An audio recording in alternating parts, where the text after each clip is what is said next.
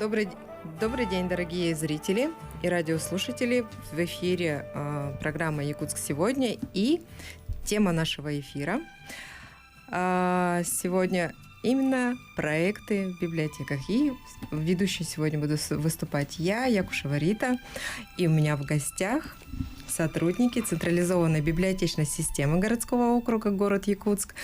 И вы сегодня узнаете, насколько интересна работа библиотек, насколько в целом ведется максимально значимая работа, которая проходит в библиотеках, именно как она направлена на то, чтобы читателям и пользователям было интересно и увлекательно находиться в библиотеках. И что сам формат библиотек очень-очень сильно поменялся. Правда, коллеги? Вот. И первое, о чем мы будем говорить, это проекты в библиотеках. Потому что начало года, погода как раз благоволит тому, чтобы находиться в помещениях, да, и проводить дело с пользой. Вот. И мы расскажем сегодня о проектах. Основные проекты направлены на развитие.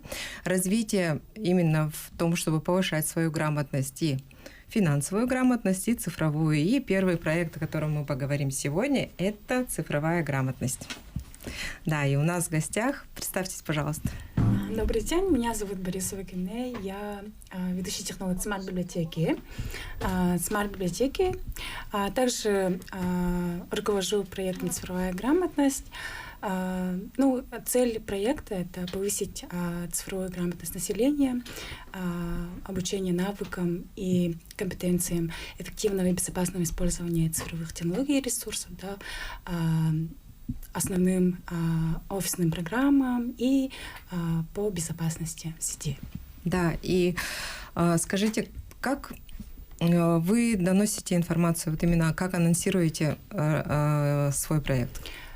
Мы очень тесно сотрудничаем с школой третьего возраста, и после сотрудничества у нас запись идет за месяц. Уже, да, активно записывается, да, наши пенсионеры. И все могут бесплатно прийти? Да, все желающие пенсионного возраста, бесплатные курсы. Требуется только читательский билет. Угу. Читательский билет только в библиотеке «Смарт» или читательский билет именно централизованной библиотечной системы? Централизованной библиотечной системы. В любой библиотеке, то есть города, да? Напомним нашим зрителям и радиослушателям, что в библиотечной системе города Якутска больше 20 филиалов. Почти в каждом районе города есть филиал библиотеки, и вы можете тогда спокойно подойти в ближайший филиал библиотечной системы, да, зарегистрироваться в качестве пользователя, завести читательский билет и бесплатно записываться на курсы по цифровой грамотности. Расскажите подробнее, чему там учат, вот, чему там можно научиться? Да, сейчас у нас идет курс по мобильной грамотности. По мобильной грамотности мы изучаем для повседневной жизни приложения, да, и по компьютерной грамотности у нас начиная с блокнота, заканчивая по безопасности к сети, безопасности в интернете, да, например. Да. И получается, что человек, например, моя мама, да, допустим, я ввиду своей занятости, не всегда у меня получается с ней, больше проводить времени, да, но ей необходимо, там, допустим, установить мобильное приложение банка, вот, которым она пользуется постоянно. Вот, она может подойти к вам и научиться им пользоваться. Да, конечно, да. А еще какие мобильные приложения, кроме как банковских приложений, какие приложения? Такие умный транспорт, InDriver. Можно создавать собственные клипы с помощью фотографий, Movavi Clips, да. Но у нас множество приложений могут создать свой личный кабинет на разных приложениях. Госуслуги, да? Госуслуги, да. Госуслуги, мне кажется, это обязательно, да? То, что даже, иногда мне бывает сложновато с этим сервисом дружить. Вот. Но, в принципе, да. И ведь в госуслугах появляются все новые и новые виды именно услуг, да, для населения. И этот сервис расширяется. И действительно сейчас это такой мини-офис именно мобильный офис по оказанию услуг вот именно государственными организациями. Можно получить и справки. Сейчас даже в госуслугах можно загрузить права и предъявлять на автомобильные права, да, на вождение автотранспорта вот в электронном виде инспектору ГАИ. Ну, это в принципе очень удобно. И гражданам пенсионного возраста это, в принципе, очень тоже полезно. А как... Что же такого вот... И что интересует в интернете наших пенсионеров? Это в первую очередь канал НВК. Они очень часто смотрят прямой эфир канала НВК. Да, вот сразу мы в браузер открываем и прямо сразу пишем запрос «Прямой эфир НВК». Да. Видите, как это здорово, да, классно. И ведь эту передачу сейчас можно смотреть не только по телевизору, да, и слушать по радио, но и посмотреть онлайн на сайте НВК Саха. Да, и какой лайфхак вы сейчас нашим телезрителям и радиослушателям можете сказать? Вот, например, самый главный лайфхак по безопасности в интернете. По безопасности можно сказать, не открывать сайты, например. Ссылки, которые отправляют, вот, например, да, бывает, что... Да, вот не писать свои личные данные, персональные данные, банковские, вот это вот. Реквизиты, да. Ага. Да, это действительно очень важно. Давайте еще раз напомним эти правила, скорее всего. Но эти правила уже озвучиваются всегда и везде. Уже, в принципе, мы должны с вами их выучить наизусть, что действительно свои персональные данные мы должны к ним относиться очень ответственно, не разглашать их, где не следует, да, и, получается, не называть третьим лицам, не вводить данные с банковских карт, особенно трехзначный код, который указан на обратной стороне вашей карты. Ну и, естественно, нельзя вводить те секретные коды, которые приходят в СМС. Вот. И их вводить ни в коем случае нельзя на сомнительных сайтах, на сайтах, чьи ссылки вам были отправлены, например, по WhatsApp или в электронных письмах от неизвестных абонентов, да, от неизвестных пользователей, от человека, которого вы вообще не знаете, который вам не знаком. Поэтому старайтесь все-таки свои данные держать в секрете. Да? Вот действительно, в ближайшее время тогда у вас запись пока не производится на цифровой. В феврале у нас будет курс по компьютерной грамотности, в марте мобильный. Они чередуются. И в течение года, то есть можно себе запланировать удобное время и пройти этот курс. Да, здорово. Только через школу 3-го возраста или любой человек? Нет, любой человек, все желающие. Все желающие. Да. Так, давайте напомним тогда нашим зрителям, как можно записаться. Вы можете прийти в смарт-библиотеку, обратиться к администратору и записаться на курс по цифровой и мобильной грамотности, а также можно зайти на сайт централизованной библиотечной системы, да, это cbsekt.ru, вот, зайти в раздел «Проекты», проект именно цифровая и мобильная грамотность, и посмотреть расписание занятий. Ну и, соответственно, по указанному номеру телефона вы можете позвонить и оставить свои данные, вас запишут. Вот. И еще один способ – это группы ВКонтакте и группа в WhatsApp. Правильно? Да. И Телеграм. И Телеграм, да, и Телеграм-канал. Также в поисковик вы можете ввести централизованная библиотечная система города Якутска, и вам выйдет сразу же в поисковике результат поиска, и выйдут все группы, которые принадлежат централизованной библиотечной системе.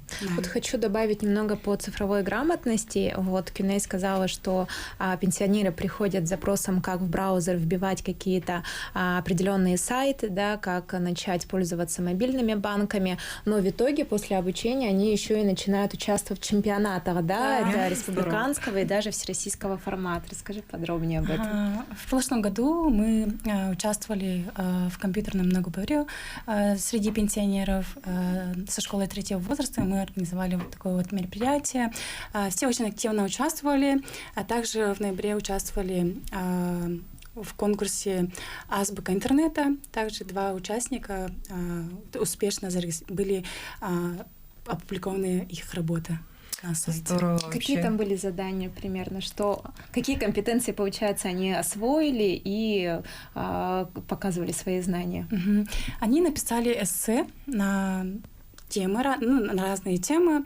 Также отправляли фото, фотографии, да, 2 фотографии. И вот эти вот хорошие работы, они опубликовались.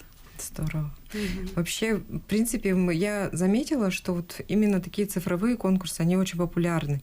И сразу помогают человеку, ну, быстро, да, показать свои все какие-то не знаю, навыки, что ли, и помогают человеку быстро сориентироваться и сделать такой очень даже удачный проект. Это же на самом деле, ну, это здорово. И тем более пенсионерам получается, что вы упрощаете жизнь и делаете ее интереснее, потому что, что можно... Я вот не представляю, чем я буду заниматься на пенсии, но я думаю, что в наше время...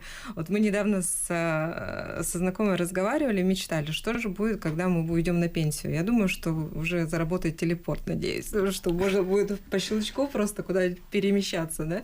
Потому что сейчас мы получаем по щелчку так информацию, любую информацию, которая нам необходима, которая нам нужна. И можем, в принципе, очень быстро получить новые знания, новые навыки. Это тоже очень здорово.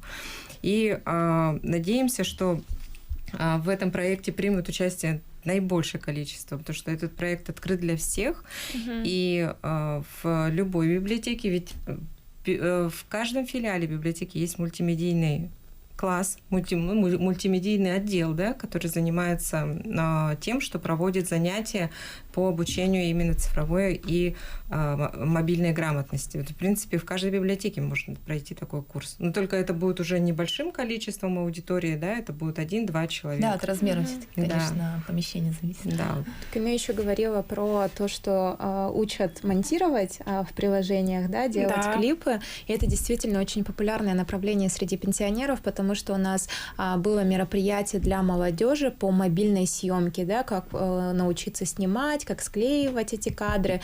И примечательно, что пришла не молодежь, целевая аудитория, на которую было направлено мероприятие, а пришли пенсионеры. И получается, их было около 10, по-моему, и мероприятие прошло полностью для пенсионеров, начиная с того, как включать камеру, как ее настраивать. И это тоже такое перспективное направление по работе цифровой грамотностью.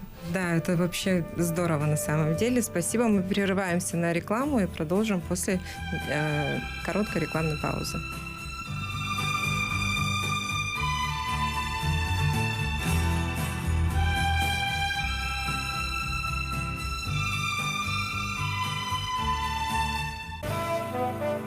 Добрый день для тех, кто к нам присоединился после рекламной паузы. И я напоминаю, что в студии сегодня ведущая Рита Якушева.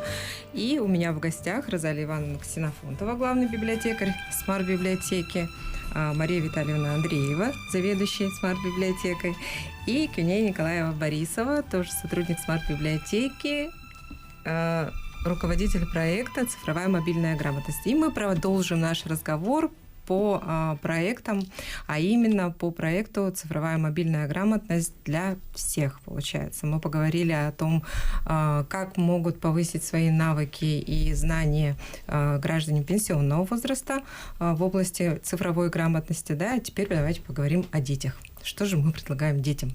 Вообще, что могут получить малыши и школьники, да, ребята школьного возраста, а также студенты в библиотеках централизованной библиотечной системы. Сейчас у нас проходит для детей программирование на Scratch.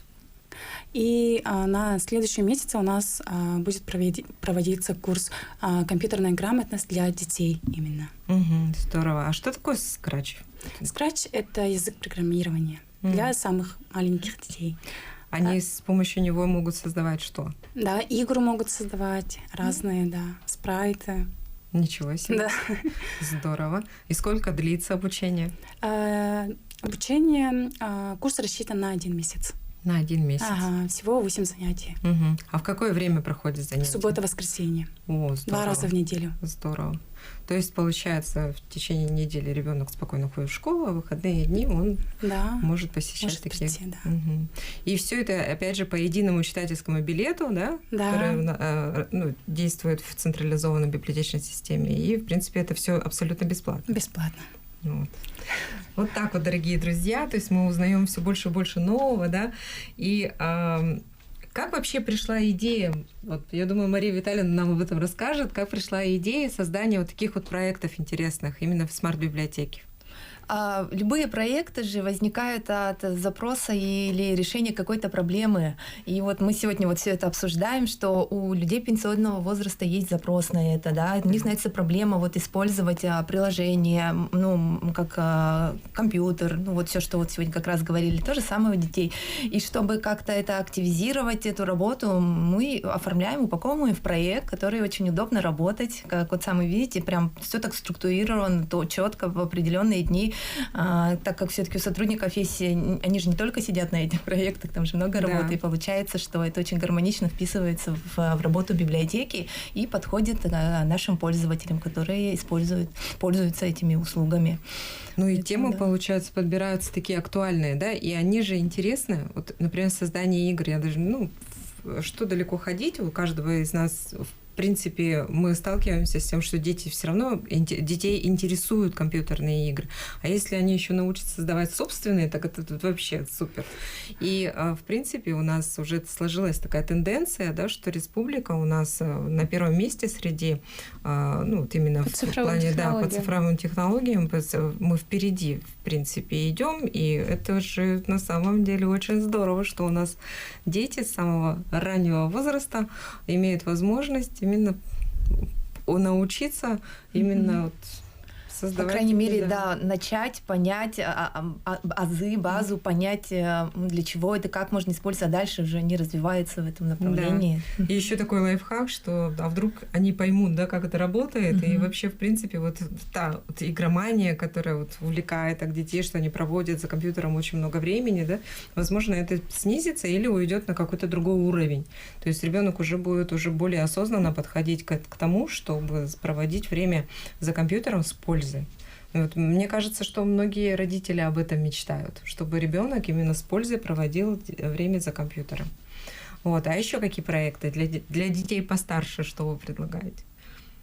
Компьютерная грамотность, может, про офис, да, там будут? Да, 18+, есть у нас еще компьютерная грамотность. Да. Ага, что там? Обучение офис-программам.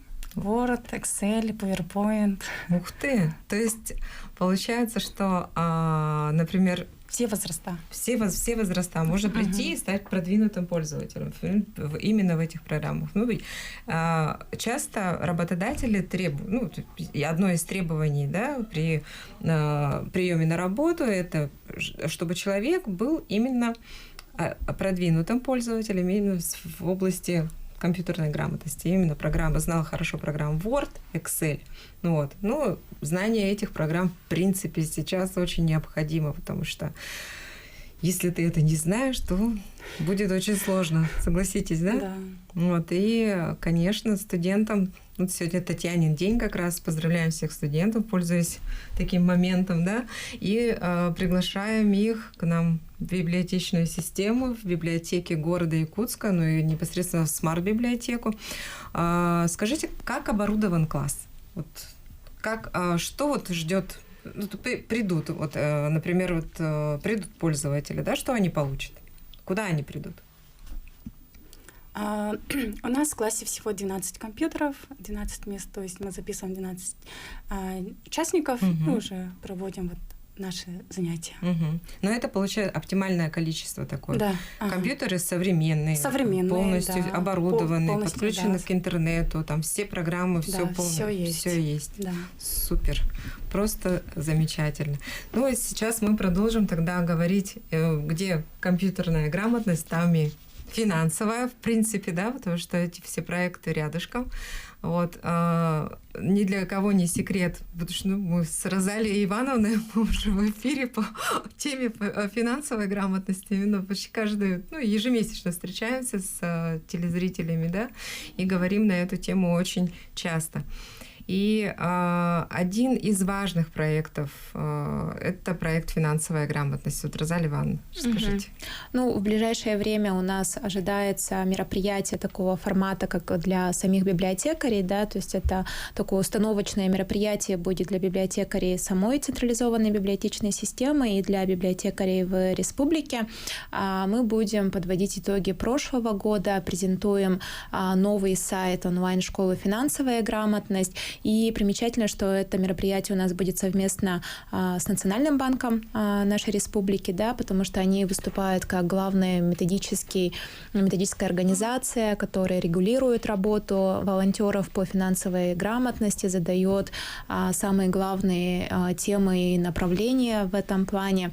И мы будем вместе с ними запланировать работу на этот год и познакомим с дорожной картой, можно так сказать, библиотекарей нашей республики.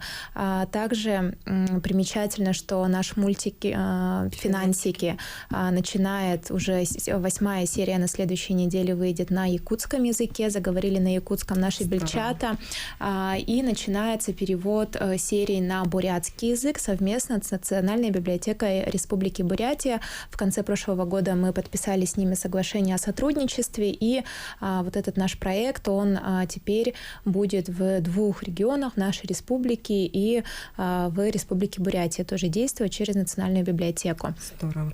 И действительно, вот Национальный банк, отделение Национального банка Республики Саха-Якутия, это Дальневосточного главного управления Центрального банка Российской Федерации, да, они действительно задают вот те тенденции, именно по которым и работает программа по повышению финансовой грамотности. И отмечу, что 22-й, 23-й и до 20, пока 22-й, 23-й, скажу, что они направлены именно на повышение грамотности в области киберграмотности, именно интернет-грамотности. И вот как раз вот эти 2 проекта, они абсолютно будут полезны. И полезны не только взрослым, но и детям, потому что кибербезопасность наших детей – это тоже одно из основных таких главных направлений. И действительно, давайте расскажем, что у вас в декабре прошлого года открылся волонтерский центр. Да, открылся волонтерский центр, и мы приглашаем вступить в этот центр библиотекарей из разных районов нашей республики для того, чтобы начать централизованно тоже работать по финансовой грамотности. Мы будем делиться своими методическими наработками в рамках этого центра, да, планировать уже республиканского масштаба мероприятия внутри библиотеки, фестивали, форумы.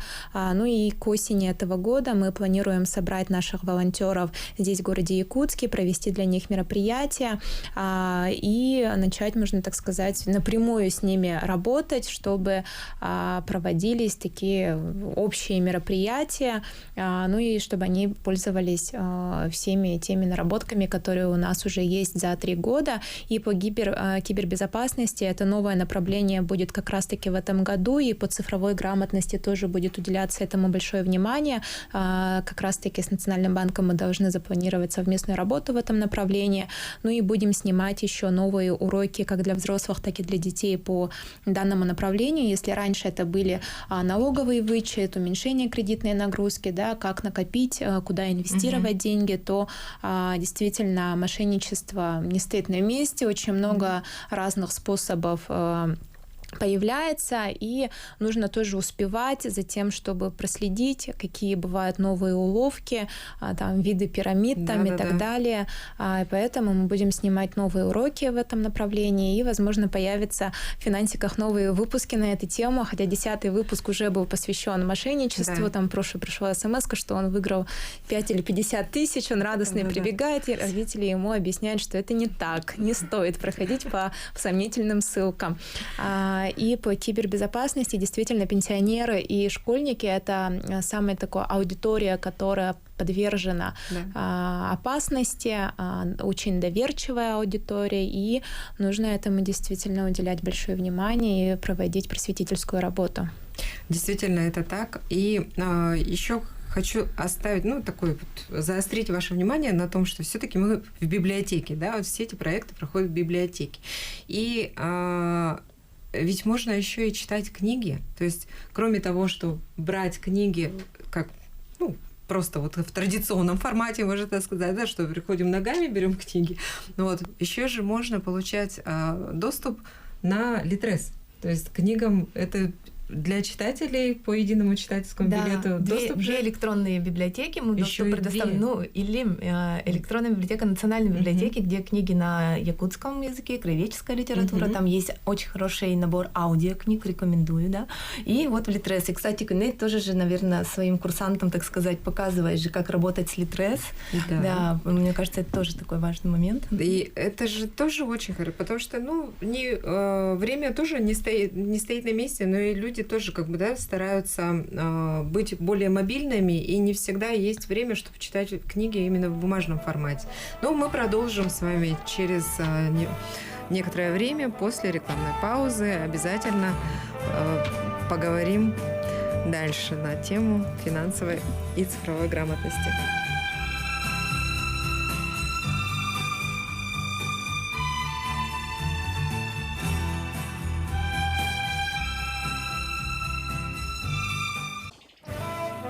Мы продолжаем говорить о проектах в централизованной библиотечной системе. Мы говорили о том, что есть книги как в бумажном формате, так и есть электронные библиотеки. Мария Викторовна, расскажите, пожалуйста. Вот мы, как уже до рекламы начали говорить, мы предоставляем доступ в наши основные две электронные библиотеки. Первая – это электронная библиотека Национальной библиотеки, доступ через сервис Илим. Там у нас литература на якутском языке, краеведческая, что есть, и можете обратиться к нашим библиотекарям, и они вам через наш читательский билет единый предоставят доступ и покажут, как пользоваться. И второй – это Литрес. Литрес знают многие знают это как электронная библиотека платная, да, и многие там покупают себе книги. Но если у вас уже есть свой аккаунт в Литресе, да, а также если вы записаны в любую библиотеку нашего города Якутска, то наши библиотекари предоставляют также доступ, и вы можете запрашивать книги, там кнопочка у вас появится «Запросить» у библиотекаря под кнопочкой или над кнопочкой «Купить», да? Почему бы не запросить, если есть такая возможность бесплатно прочитать книгу? А если вы не знаете, какую книгу прочитать, кто ходит в библиотеке, знает, что библиотекари всегда книжные выставки предоставляют, чтобы рассказать, какие книги у них есть в фонде, да? То в данном случае наши библиотекари делают виртуальные выставки. Вы у нас на сайте можете посмотреть тематические виртуальные выставки и уже подобрать себе книги для Литрес, если уже действительно возникает такой вопрос, чтобы почитать. И вот такие же виртуальные выставки, рекомендательные списки у нас имеет каждый проект. Вот особенно очень такая важная такая выставка, она есть у проекта как раз «Финансовая грамотность». Да, ведь, Розалия? Да, у нас есть отдельная подборка книг из Литрес для взрослых и для детей, и мы собираемся в этом году поработать над фондом по финансовой грамотности в библиотеке, то есть в бумажном формате, чтобы их было у нас в библиотеке в достатке, да, и среди книг мы хотим, чтобы были не только такие саморазвивающие, можно сказать, книги, которые учат тому, как накопить там, да, как начать инвестировать во что-то, чтобы читатель через художественную литературу мог тоже повысить свою финансовую грамотность, проследить, как главные герои относятся к деньгам, какие, возможно, ошибки совершают, либо наоборот очень грамотно пользуются своим бюджетом, своими финансами, и таким образом подобрать литературу для разного возраста, начиная от самых маленьких да, наших читателей и посетителей, и завершая уже взрослыми людьми, которые планируют свой бюджет, свои семейные какие-то расходы и так далее. И, конечно, эта литература будет очень разная. И мы хотим, чтобы человек пришел, и в зависимости... Бывает же так, что человек любит читать только художественную литературу, а любят, например, некоторые читать только такую специализированную какую-то литературу. Я, например, из числа вторых, которые любят почитать там «Как накопить миллион для дочери» там, и так далее. Совет. Да-да-да. А есть те, кто любит узнавать через художественную литературу. Да, и это действительно правильно, потому что вот именно разные направления и разный формат передачи информации для разных целевых аудиторий, можно так сказать, да? Вот, действительно, это очень правильно. Я сама с недавнего времени являюсь библиотекарем, и когда вот я делала подборку книг по финансовой грамотности, я чудесным образом обнаружила, что они практически все на руках. То есть все книги по финансовой грамотности, такие популярные, как Будда Шефер, да, пес по имени Мани, самый богатый человек в Вавилоне, пожалуйста, все на руках. Вот эти такие богатые... Не зря это бестселлеры, да? Да, Кийосаки, богатый папа Дебеда, он вообще просто... Люди даже заказывают, бывает, что звонит пользователь и просит заказать эту книгу, то есть когда она освободится, ее сразу уже запланировано. То есть вот это здорово. И имея доступ к электронным сервисам, к электронным библиотекам, ведь можно же не ждать. Да. Можно же сразу получать вот эти необходимые, такие нужные знания прямо здесь и сейчас. И, уважаемые телезрители и радиослушатели, воспользуйтесь этой возможностью. Воспользуйтесь тем, чтобы получать знания сразу вот в мобильном режиме, в мобильном формате и здесь и сейчас. Вот прямо сегодня не поленитесь, сходите в ближайшую библиотеку, поговорите с библиотекарем, что и как, и какие форматы, и какие мероприятия ближайшие, которые пройдут в библиотеках города в ближайшее время. И хотелось бы все-таки отметить такой проект замечательный, как Пушкинская карта. Да. Это же вообще просто супер. Мало того, что оно дает возможность сэкономить 5000 рублей на посещение кинотеатров, музеев, что там еще? Библиотек. Вот, понимаете? То есть, дорогие зрители, вот сейчас мы хотим, чтобы вы прям навострили уши и взяли ручки, тетради и начали записывать, как правильно пользоваться Пушкинской картой и где ею можно воспользоваться. Так, давайте, проект «Пушкинская карта» — это федеральный проект. Он, кстати, тоже имеет отголосок с финансовой грамотности. Это все-таки бюджет семьи, что очень немаловажно, да, как сказали, 5000. Данный проект, он был сперва сформирован для, скажем, вот музеев, филармоний, что там, театры, да, и с прошлого года туда присоединились библиотеки. Что же такое Пушкинская карта, да? Это такая вот банковская карта, физическая, может быть, но сейчас, конечно, в цифровом формате, которая дается, скажем, гражданину, у которого есть паспорт, то есть от 14 лет до 21 года. Там как раз студенческое время входит. И каждый год 1 января на эту карту поступает 5000 рублей. Из них 2000 тратятся на кино, то есть все это уже кино, да, остается 3000 рублей, которые могут потратить на мероприятия или еще что-то, да, которые происходят в театре, музеях, филармониях и библиотеках. И тут сразу такой вопрос: как это в библиотеках? Да-да-да, что там можно за деньги книги? Да. Просто это вопрос такой, знаете, таких перемен, потому что привыкли, что в библиотеке все бесплатно. Да, в библиотеке все бесплатно. Основные наши услуги — это предоставление доступа к информации. Это самое главное, да. Но также мы можем делать дополнительные платные мероприятия. Эта оплата будет, как сказать, она идет в бюджет библиотеки, что немаловажно, да, который будут формироваться материалы для мероприятий. Почему говорю материалы? Допустим, я вот сейчас сижу, просто смотрю, какие у нас мероприятия в наших библиотеках в этом месяце. И в основном это мастер-классы. Да, это мастер-классы. Мастер-классы краеведческого характера, допустим, песни народа Саха. Вообще же, да. Просто в обычном порядке библиотекари, вот как я сказала, их мероприятия, они бесплатные, да, они проводятся по заданному сценарию, они копируются из дня в день и проходят там то для школ, то для взрослых, да. А данные мероприятия, они именно вот раз проходят, они уникально, не специально для этого создаются, чтобы по Пушкинской карте можно было их посетить.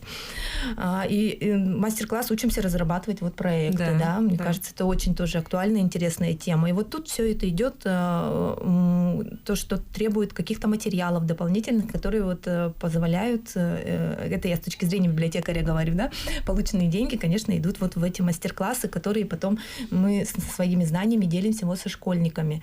Ну, пока работаем со школьниками, студентами тоже, конечно.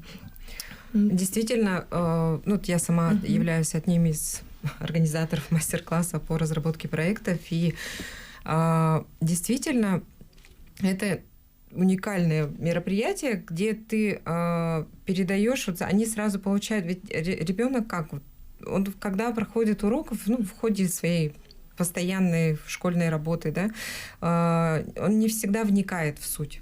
А тут именно вот, и когда ты проводишь мастер-классы, детально показываешь, на что нужно обратить внимание и так далее. И вот даже эти 250 рублей, которые стоит этот мастер-класс, да, то есть, в принципе, это те деньги, которые он может, которые, вернее, помогут ему приобрести те знания, которые, которые он будет дальше использовать, которые в нем что-то, какую-то основу заложат к чему-то, да. Тут хочется еще только момент отметить. Самое сложное здесь это именно регистрация карты. Все боятся этого, потому что я всегда говорю такая: не бойтесь за качество мероприятий, за которые вы платите деньги. Мы за них отвечаем. Вы реально не пожалеете, что заплатили эти деньги с пушкинской карты, да. Но очень много вопросов у родителей в основном. Здесь уже вопрос, так к поворачиваюсь, там госуслуги. Так это действительно нужно уметь пользоваться госуслугами. А помимо вот курсов, которые проводят в библиотеках, у нас есть сектора электронных услуг в библиотеках наших. Очень, я считаю, вообще классный проект. И благодаря этим секторам электронных услуг мы можем централизованно прям ходить по школам или приглашать и регистрировать эти пушкинские карты на местах. И также вот тут хочется поблагодарить очень управление образования, которые пошли навстречу, да, мы с ними очень оперативно отработали. В прошлом году же начали только в конце года внедряться, да, и поэтому почти все школьники у нас уже имеют пушкинскую карту. И также хочется обратиться к системе образования. Обращайтесь в библиотеки, если вам нужно какое-то мероприятие как дополнительное, которое, вот как ты сказала, да, раскроет суть чего-то, где будет более подробно, точечно. Мы можем превратить это и в квесты, в квиз, и в мастер-класс, любую школьную тему. И по пушкинской карте, пожалуйста, организуем такое мероприятие абсолютно любого формата. Это здорово. И действительно, в библиотеке можно оформить, зарегистрировать и оформить пушкинскую карту. И не только оформить, но и не разблокировать, а как зарегистрировать аккаунты, правильно, да? В госуслугах. То есть подтвердить, получить подтвержденную запись на госуслугах. Вот, так правильно. Да, все этого боятся на самом деле, а тут просто... Не нужно стоять в очереди в МФЦ. То есть приходите в библиотеку, и в библиотеке вы все это получите. Но не во всех библиотеках можно это сделать. Перечень библиотек вот как раз можно узнать на сайте, где можно получить эту услугу. И, пожалуйста, мы ждем вас. Вот. И в завершении нашего эфира, вот буквально у нас остается еще пара минут, да, хотелось бы все-таки анонсировать ближайшие мероприятия, которые будут проходить. Вот по мастер-классам. У нас все мероприятия по пушкинским картам размещены в афише на сайте sbs.ekt.ru. Вы там можете зайти, посмотреть, выбрать для себя интересное для вас мероприятие, записаться на него и посетить. По финансовой грамотности все у нас в онлайн-школе, также на сайте sbs.ekt.ru, ну и как записаться на курсы по цифровой и мобильной грамотности, мы уже с вами говорили. Спасибо вам большое. Спасибо. И надеемся, дорогие друзья, что